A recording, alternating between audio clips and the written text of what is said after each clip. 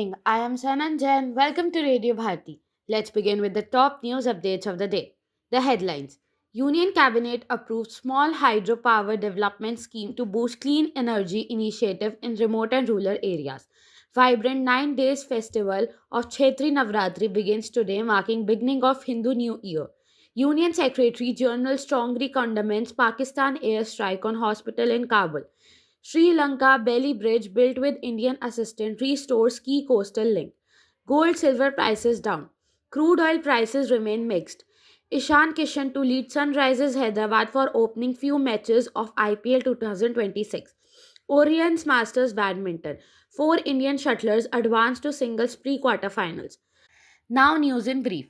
The Union Cabinet approved the Small Hydropower Development Scheme for the period of 2026 to 27 to 2030 to 31, with an outlay of more than 2,584 crore for the installation of small hydropower projects of an approximate capacity of 15,000 MW. This is likely to bring in 15,000 crore rupees of investment in the small hydro sector, giving a boost to the clean energy initiative and investment in remote and rural areas and creating significant employment opportunities. The vibrant festival of Chaitra Navratri has begun today, with devotees across the country celebrating the 9 auspicious days with great zeal and devotion. The 9 day festival commenced with the offering of morning aarti at temples, including in the national capital, where large number of devotees gathered to seek blessings.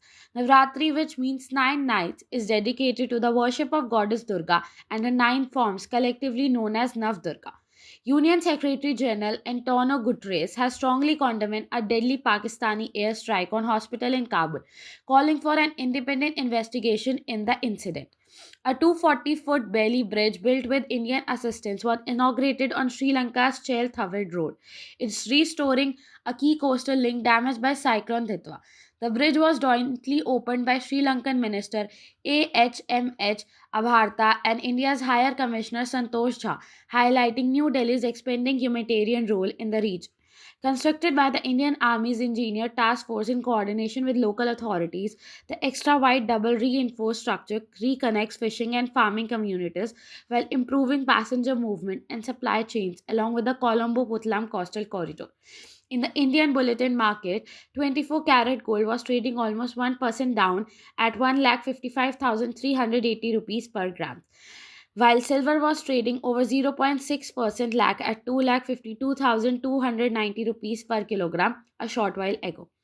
Global crude oil prices remain mixed today after Iraq resumed crude exports via pipeline to Turkey's Mediterranean port of Ceylan, raising hopes of some relief. However, with no signs of de-escalation in the US Iran conflict, Brent crude was trading 0.6% higher at 104 US dollars 1% barrel, while West Texas Intermediate crude was trading 1.4% lower at 94 US dollar and 90 cents per barrel when reports last came in.